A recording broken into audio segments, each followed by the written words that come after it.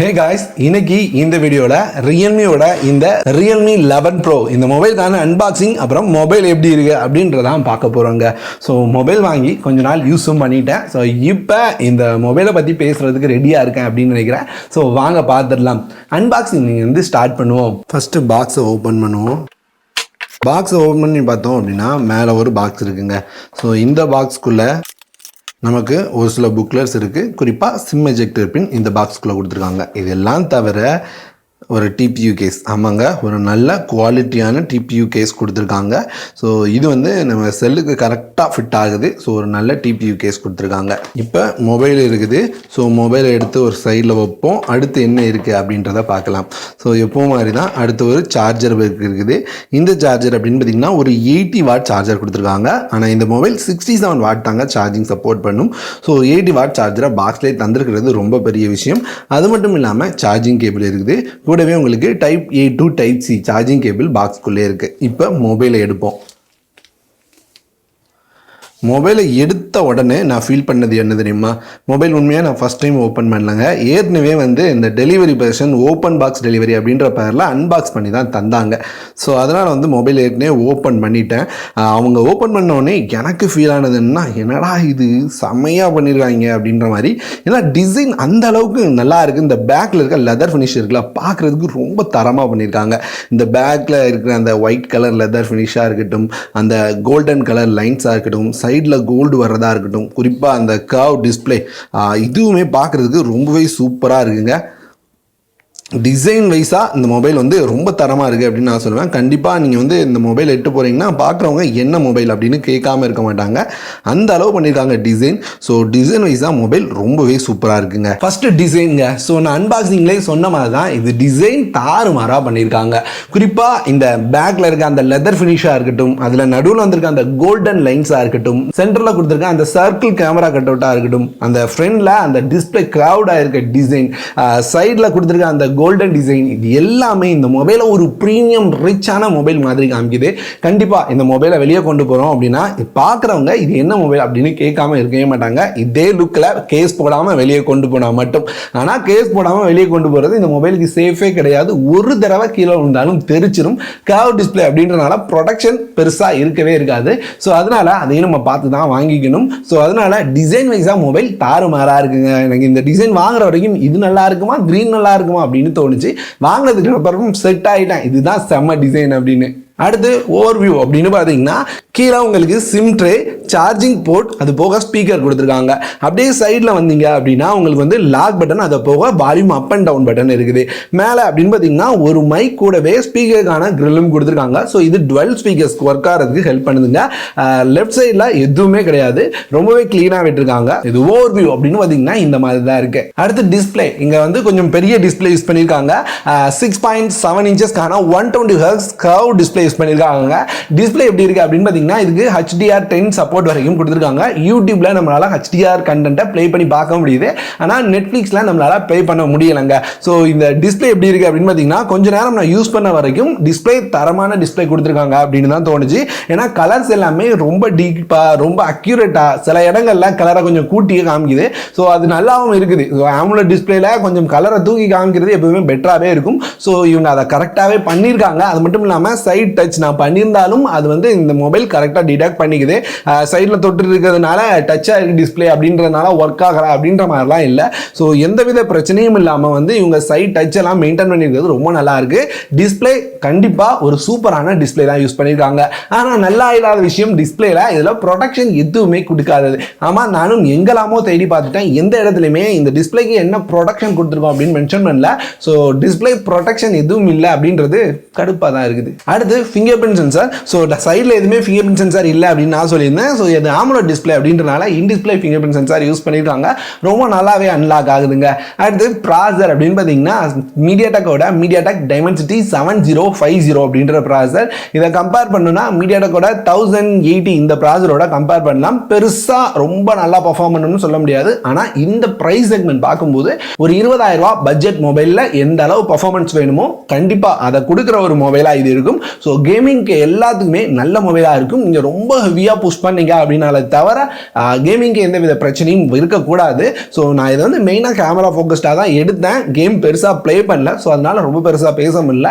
இருந்தாலுமே கேமிங் நான் ப்ளே பண்ண வரைக்கும் எந்த வித பிரச்சனையும் இல்லை. குறிப்பாக எங்கேயுமே நான் ஹீட்டிங் இஷ்யூ நோட் பண்ணவே இல்லை. கூடவே இதில் 3 வேரியன்ட்ஸ் வருது. 3 வேரியன்ட்ஸுமே உங்களுக்கு LPDDR4X RAM UFS 3.1 ஸ்டோரேஜ் கொடுத்துருக்காங்க. ஸோ UFS 3.1 ஸ்டோரேஜ் கொடுத்துருக்கிறது ரொம்பவே நல்ல விஷயம். 2.1 தான் நிறைய மொபைல்ஸில் யூஸ் பண்ணிட்டு இருக்காங்க. ஸோ இந்த ப்ரைஸ் செக்மெண்ட்டில் 3.1 கொடுத்ததுனால கண்டிப்பாக அந்த ஃப்ளூயிட்னஸை நம்மளால் ஃபீல் பண்ண முடியுது. மொபைலை யூஸ் பண்ணும்போது அந்த ப்ராசர் அது போக அந்த பர்ஃபார்மன்ஸ், அந்த ரேமோட பர்ஃபார்மன்ஸ் எல்லாம் சேரும்போது கண்டிப்பாக ஒரு பெட்டரான எக்ஸ்பீரியன்ஸ் கிடைக்குது. இந்த 120 Hz ரிஃப்ரெஷ் ரேட்டை ஃபீல் பண்ணுறது மட்டும் இல்லாமல் நமக்கு வந்து அந்த ஃப்ளூயிட்னஸ் ரொம்பவே நல்லா இருக்குது. அதுக்கேற்ற மாதிரி நிறைய அனிமேஷன்ஸ் கொடுத்துருக்காங்க. ஸோ அந்த அனிமேஷன்ஸ்லாம் ரொம்ப நல்லா ஃபீல் பண்ண முடியுது. ஸோ ஒரு நல்ல டிஸ்பிளேயோட சேர்த்து அந்த ப்ராசர் அது போக அவங்க கொடுத்துருக்க UFS ஸ்டோரேஜ், ஒரு நல்ல பெரிய ரேம், இது எல்லாமே சேரும்போது கண்டிப்பாக எக்ஸ்பீரியன்ஸ் ரொம்பவே நல்லா இருக்குங்க. அதே மாதிரி மெமரி மேனேஜ்மெண்ட்டுமே ரொம்ப நல்லா பண்ணியிருக்காங்க. அடுத்து இந்த ப்ராசரில் இருக்கிற கனெக்டிவிட்டி ஆப்ஷன்ஸ் அப்படின்னு பார்த்தீங்கன்னா வைஃபைக்கு உங்களுக்கு Wi-Fi 6 கொடுத்துட்டாங்க. 5G சப்போர்ட் இருக்குது. 9 5G பேண்ட் சப்போர்ட் கொடுத்துருக்கதா சொல்லியிருக்காங்க. ப்ளூடூத் 5.2 இருக்குது. 2 சிம்மே 4G சப்போர்ட் பண்ணுற சிம்மாக கொடுத்துருக்காங்க. NFC கொடுக்கல. ஸோ இப்போ வர எந்த மொபைலும் NFC கொடுக்கறது இல்லை. அதை வந்து இந்தியாவில் கொடுக்க ஆரம்பிச்சிங்கன்னா ரொம்பவே நல்லா இருக்கும். ஏன்னா நிறைய குளோபல் கண்ட்ரீஸில் நிறைய மொபைல்ஸ் NFC-யோட வருது. ஆனால் இந்தியாவில் மட்டும் தான் NFC-யை கொடுக்கவே மாட்டேன்றாங்க. ஏனே தெரில. ஸோ NFC கொடுத்துருந்தா ரொம்பவே நல்லா இருந்திருக்கும். அடுத்து சவுண்ட், இங்கே dual speakers with Dolby Atmos support கொடுத்துருக்காங்க. இந்த 2 ஸ்பீக்கருமே ரொம்ப நல்ல பர்ஃபார்மன்ஸ் பண்ணுது. குறிப்பாக 2 ஸ்பீக்கரும் சவுண்ட் அவுட்புட் அப்படின்னு பார்த்தீங்கன்னா ஒரே லெவலில் இருக்குது. சில சமயங்களில் கீழே இருக்கிற ஸ்பீக்கர்ஸ் அதிகமாகவும் மேலே இருக்கிற ஸ்பீக்கர் சவுண்ட் கம்மியாகவும் இருக்கும். அந்த மாதிரி இல்லாமல் ரெண்டுலையும் ஒரே மாதிரியான சவுண்ட் கேட்கறதுனால நமக்கு வந்து அந்த எக்ஸ்பீரியன்ஸ் ரொம்பவே நல்லா இருக்குது. அடுத்து இதில் 5000 mAh பேட்டரி, 67 வாட்கான ஃபாஸ்ட் சார்ஜிங் சப்போர்ட் கொடுத்துருக்காங்க. இந்த 67 வாட்கான சார்ஜரை யூஸ் பண்ணும்போது ஒரு 45 நிமிஷத்தில் சார்ஜ் பண்ணிடும் அப்படின்ற மாதிரி சொல்லியிருக்காங்க. நான் அதை வந்து செக் பண்ணி பார்க்கவே இல்லைங்க. சும்மா சார்ஜ் போட்டேன், சீக்கிரமாக சார்ஜ் ஏறிட்டு எடுத்துட்டேன். ஸோ அதனால அதை வந்து செக் பண்ணி பார்க்கல. ஒருவேளை செக் பண்ணி பார்த்துட்டேன்னா வீடியோவில் இங்கே ஆட் பண்ணுறேன். அடுத்து சாஃப்ட்வேர் அப்படின்னு பார்க்கும்போது Realme UI 4.0 ஆண்ட்ராய்ட் 13 வருது. மொபைலை கையில் எடுக்கும்போது ஒரு 480 MBக்கு ஒரு அப்டேட் இருந்தது. இன்னும் அப்டேட் பண்ணல. ஸோ ஏன்னா மொபைல் கையில் வந்தோடனே எப்படி பர்ஃபார்மன்ஸ் இருக்குது அப்படின்றத தெரிஞ்சுக்கிறதுக்காக தான்.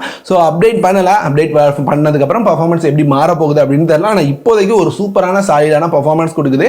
ஏதாவது அப்டேட்க்கு அப்புறம் பிரச்சனை இருந்ததுன்னா கண்டிப்பாக டிஸ்கிரிப்ஷனில் அப்டேட் பண்ணுறேன். இது தவிர அவங்க வந்து செக்யூரிட்டி அப்டேட் அப்படின்னு பார்த்தீங்கன்னா 3 வருஷம் தரோன்னு சொல்லியிருக்காங்க. மேஜர் ஆண்ட்ராய்டு அப்டேட், அதாவது 14, 15 இந்த ரெண்டுமே தந்துடுறோம் அப்படின்ற மாதிரி சொல்லியிருக்காங்க. ஸோ சாஃப்ட்வேர் சைடு இவங்க கொடுத்துருக்கிறது நல்லா தான் இருக்குது. அதே மாதிரி அதில் கொடுத்துருக்க யூஐயும் நல்லா இருக்குது. அனிமேஷன் சூப்பராக இருக்குது. நல்லா இல்லாத விஷயம் என்ன தெரியுமா, நிறைய ஆப்ஸ் இங்கே ப்ளூடூத் எக்கச்சக்கமாக இருக்குது. அது மட்டும் இல்லாமல் ஹாட் ஆப்ஸு, ஹாட் கேம்ஸு அப்படின்னு தனித்தனியாக கொடுத்து கடுப்பை கிளப்புறாங்க. 25,000 ரூபா கொடுத்து ஒரு மொபைல் வாங்குறோம். இந்த அப்ளிகேஷன் இன்ஸ்டால் பண்ணி கொடுக்குறதுக்கு கம்பெனிஸ் இவங்களுக்கு எவ்வளோ பே பண்ணுறாங்கன்னு தெரியல. எக்ஸ்ட்ரா அமௌண்ட் போட்டாலும் பரவாயில்ல. இந்த மாதிரி தேவையில்லாத ஆப்ஸ்லாம் கடுப்பாக தான் இருந்தது. ஆனால் அன்இன்ஸ்டால் பண்ணிக்கலாம் அப்படின்றது ரொம்பவே நல்ல விஷயம். ஸோ வந்தாலும் ஃபஸ்ட்டு தேவையில்லாத ஆப்பெல்லாம் அன்இன்ஸ்டால் பண்ணுங்க. அடுத்து வந்து சாஃப்ட்வேர் இன்டர்ஃபேஸ் உள்ளே வரும்போது இருக்கிற பிரச்சனை. ஆமாங்க, உள்ளே வரும்போதே பர்சனல் சர்ச் ஆன் பண்ணுமா, கிளான்ஸ் ஆன் பண்ணுமா, உங்களை நாங்கள் ட்ராக் பண்ணுமா, ட்ராக் பண்ண வேணாமா, எக்கச்சக்க கொஸ்டின் கேட்குது. நம்ம வந்து எப்போவுமே வந்து அதை எல்லாத்துக்கும் அக்ரி கொடுத்துட்டு வந்துடுவோம். ஸோ இந்த டைம் எல்லாத்தையுமே ஆஃப் பண்ணி ட்ரை பண்ணி பாருங்க. ஆஃப் பண்ணி நீங்கள் வந்து அக்ரி கொடுத்து வாங்க. அப்படின்னா தான் உங்களோட மொபைல் நல்லா இருக்கும். ஏன்னா வந்து நிறைய விஷயங்களை ட்ராக் பண்ணுறாங்க ரியல்மி. ஸோ அதனால் வந்து நான் பர்சனல் சர்ச் எல்லாம் ஆஃப் பண்ணிட்டேன். ஆஃப் பண்ணதுக்கு அப்புறமும் அவங்க வந்து கேட்டே இருந்தாங்க. அதை டோன்ட் ஆஸ்க் அப்படின்றது கேட்கறதுக்கே 2-3 டைம் உள்ள போயிட்டு வெளியே வர வேண்டியது இருந்தது. இந்த மாதிரி பிரச்சனைலாம் இருக்குது. இதெல்லாம் வந்து நானே ட்ராக்கிங் டெக்கில் தான் பார்த்தேன். ஸோ அவங்க சொன்னதுக்கு அப்புறம் தான் என்னடா இது அக்ரி ஆஃப் பண்ணிட்டு அக்ரி கொடுத்தாலும் ஓகே ஆகும் அப்படின்றத ட்ரை பண்ணி பார்த்தேன். அங்கே ஆகுதுங்க.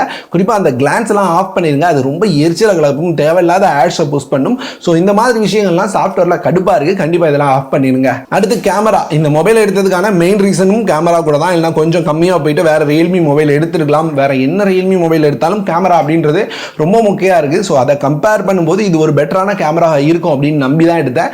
நம்பினதுக்கு ஏற்ற மாதிரி கண்டிப்பாக அவுட்புட் தாறுமாறாக இருக்குது. ஒரு 100 MPக்கான கேமரா வித் OIS சப்போர்ட்டோட கொடுத்துருந்தாங்க. இந்த 100 MP கேமராலேருந்து வர அவுட்புட் கண்டிப்பாக ஒரு சாட்டிஸ்ஃபேக்டட் அவுட்புட்டாக இருக்குது. அது மாதிரி ஒரு 100 MP மோடும் கொடுத்துருக்காங்க. ஸோ அதில் வந்து நமக்கு இன்னமும் கிளாரிட்டியான பிக்சர்ஸ், அந்த எவ்வளோ ஜூம் பண்ணாலும் பெருசாக உடையாத மாதிரியான பிக்சர்ஸ் நம்மளால் பார்க்க முடிஞ்சுது. ஸோ கேமரா எப்படி இருக்குது அப்படின்றத நீங்கள் சாம்பிள்ஸ் காமிக்கிறேன், நீங்கள் பார்த்து தெரிஞ்சுக்கோங்க. எனக்கு வந்து கண்டிப்பாக ஓகே அப்படின்ற மாதிரி தான் இருந்தது. ஸோ வீடியோஸுமே வந்து நல்லா இருந்தது. ஆனால் அந்த ஃப்ரண்ட் கேமரா அப்படின்னு பார்த்தீங்கன்னா எதிர்பார்த்த அளவு இல்லைன்னு தான் சொல்லணும். எப்படி சொல்லணும்னா ரொம்ப நேச்சுரலாகவும் இல்லை, ரொம்ப ஆர்டிஃபிஷியலாகவும் இல்லை, ஒரு சென்டரில் இருக்குது. எப்படி இருக்குன்னா நீங்கள் ஃபோட்டோவை எடுத்த உடனே ஒரு சோசியல் மீடியாவில் போஸ்ட் பண்ணோம் அப்படின்னா போஸ்ட் பண்ணிடலாம்.